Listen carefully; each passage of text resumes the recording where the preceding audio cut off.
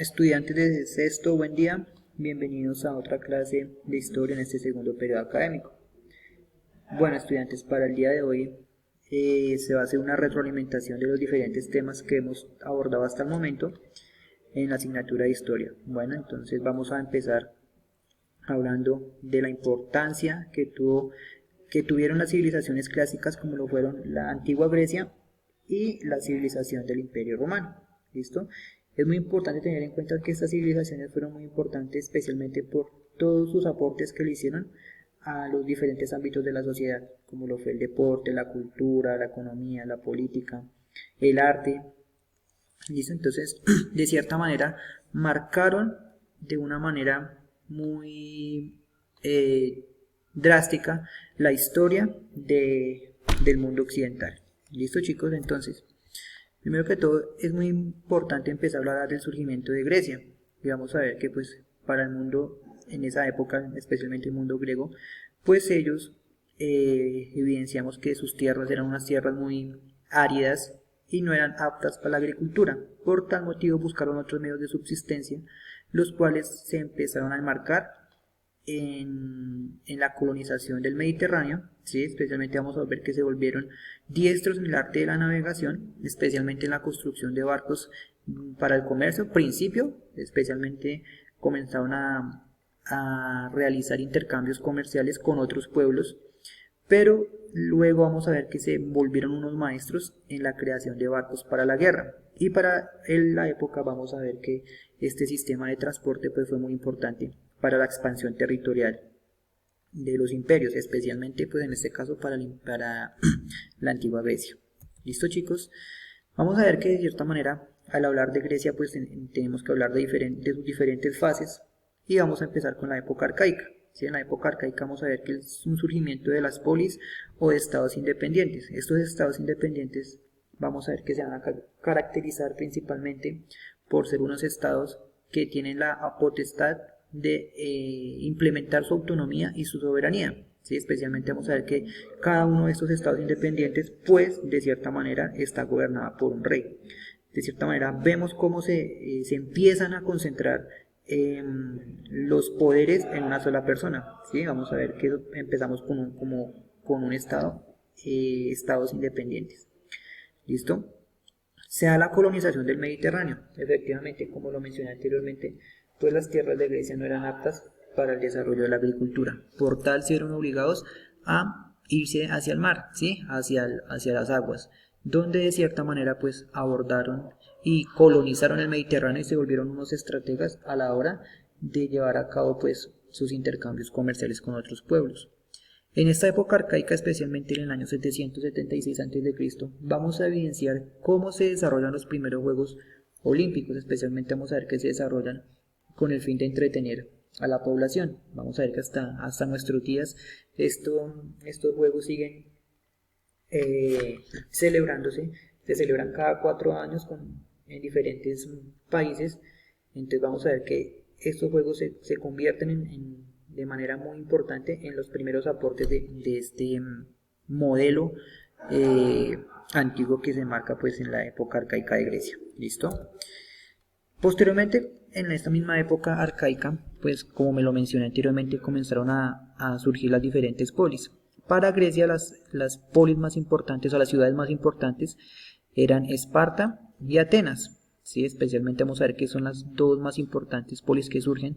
Especialmente Esparta vamos a ver que en principio tenía un gobierno oligarco, donde prácticamente se caracteriza por ser un gobierno de las personas más privilegiadas, de las personas con más recursos, de las personas ricas, y una tiranía donde de cierta manera pues quien llega al poder ejerce intimidación y llega pues al gobierno a través de la fuerza.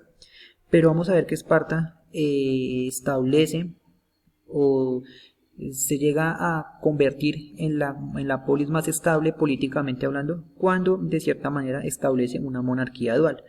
Esta monarquía dual se va a caracterizar especialmente por las funciones de dos reyes, funciones diferentes de los dos reyes, pero que de cierta manera sus funciones se complementan para llevar a cabo un objetivo primordial que es el desarrollo de Esparta en la época.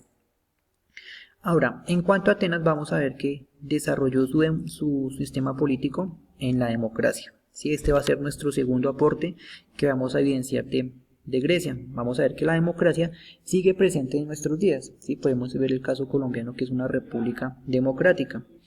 ¿Qué es la democracia? Vamos a ver que la democracia surge como una forma de darle más participación al pueblo, ¿sí?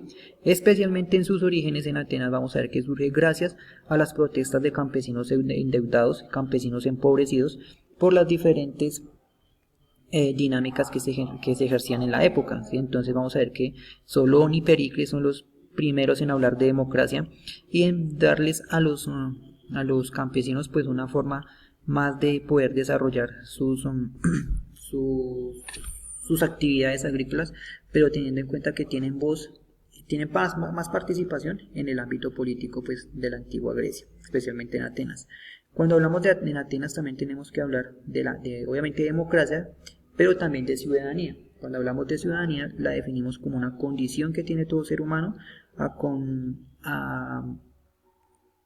pertenecer a una sociedad organizada. ¿Sí? Entonces vamos a ver que en Atenas era considerado ciudadano toda aquella persona que nacía en Atenas, pero se tenían algunas excepciones como los extranjeros y las mujeres. ¿Listo? La mujer no tenía ese derecho democrático, mientras que los hombres sí tenían. Vamos a ver que era una sociedad muy discriminatoria y en cierta manera algo machista. ¿Listo? Ahora vamos a hablar un poco sobre la época clásica, y en la época clásica tenemos que remitirnos especialmente a las guerras médicas y a la guerra del Peloponeso. Las guerras médicas fueron unos conflictos que se desarrollaron especialmente entre el imperio persa y los pueblos de la antigua Grecia, donde de cierta manera pues vemos que Grecia se levanta con la victoria. ¿Sí? Esta guerra tuvo varias fases, duró aproximadamente 2 siglos y vemos cómo Grecia se levanta con la victoria. En cuanto a la guerra del Peloponeso, esta guerra se desarrolló entre los Esparta y sus aliados contra Atenas y sus aliados, donde vamos a ver que Esparta se levanta con la victoria y especialmente vamos a ver que posteriormente pues Esparta cae ante el dominio macedonio. ¿Listo? Cuando hablamos del dominio macedonio, vamos a ver, por ejemplo, vamos a empezar a hablar de un personaje muy importante como lo fue Alejandro Magno. Pero vamos a ver que ese dominio macedonio pues condiciona una nueva historia en la antigua Grecia. Vamos a ver que Alejandro Magno se convierte especialmente en uno de los personajes más importantes, especialmente por sus proezas heroicas, especialmente por destruir y por darle fin al imperio persa y por poder llegar a unir y darle difusión a la cultura griega. Especialmente vamos a ver que hizo una expansión territorial por todo el Mediterráneo, por parte de Asia, norte de África, y de cierta manera se convirtió en una de las principales personajes de este periodo. Pero como todo no dura para siempre, chicos, es muy importante tener que decir que después de la muerte de Alejandro Magno, pues surge un imperio muy importante, una nueva potencia militar, que va a ser, pues, se va a desarrollar como los orígenes de Roma. Y en principio vamos a ver que Roma se originó con una tribu de pastores en la península itálica. Especialmente vamos a ver que a diferencia de Grecia, pues Roma tuvo tierras fértiles y aptas para la agricultura y la ganadería. En principio vamos a ver que los primeros que llegaron a la península itálica pues fueron los griegos, los itálicos y los etruscos, donde de cierta manera los etruscos tuvieron un dominio muy importante en este periodo. Entonces vamos a ver que fue tanto el dominio de los etruscos en este periodo en este primer periodo de Roma, tanto que pues se convirtió en la principal tribu de fundación de Roma. Especialmente vamos a ver que cuando hablamos de las 7 colinas, que es el proceso por el cual se funda Roma, pero también tenemos que hablar de la época del mito de la cultura romana, de Rómulo y Remo, ¿sí? Pero vamos a ver los 3 grandes momentos de Roma: monarquía, república, imperio. En cuanto a la monarquía, vamos a ver que de cierta manera se da un poderío y un dominio etrusco, tanto que en la monarquía pues se establece el rey etrusco, es quien posee toda la concentración de los poderes, ¿sí? Eso en grandes aspectos, ¿sí? Recordemos que la idea es una retroalimentación de los temas. En cuanto a la república vamos a ver que pues de cierta manera el rey especialmente sea un establecimiento de este sistema político cuando los patricios, que eran la clase social más privilegiada de Roma en esa época, pues destrona al rey etrusco Tarquino. Especialmente vamos a ver que el rey, la figura del rey es reemplazada por una figura consular. Especialmente esta figura vamos a ver que está denominada por dos patricios en el poder durante un año y que presiden todo el poder. ¿Listo?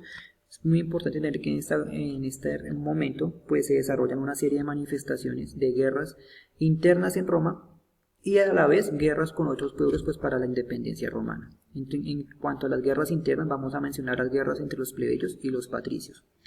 ¿Listo? Ahora, en cuanto al imperio, vamos a ver que pues fue un momento, una etapa de Roma donde estuvo de cierta manera gobernada por emperadores. Es muy importante tener en cuenta que en cuanto a sus políticas, sus aspectos políticos, sociales, económicos y culturales, pues vamos a ver que se desarrollaron de gran manera. ¿Sí? Tanto que pues el rey y el emperador se convirtió en la máxima autoridad y estaba precedido por un senado, ¿sí? Quienes eran que lo aconsejaban y de cierta manera lo acompañaban. En el ámbito social pues vamos a ver cómo de cierta manera pues surge una clasificación de carácter social en una sociedad muy desigual. Posteriormente evidenciamos que la religión era politeísta. Entonces, esto como para abordar grandes rasgos del imperio, de Roma, perdón.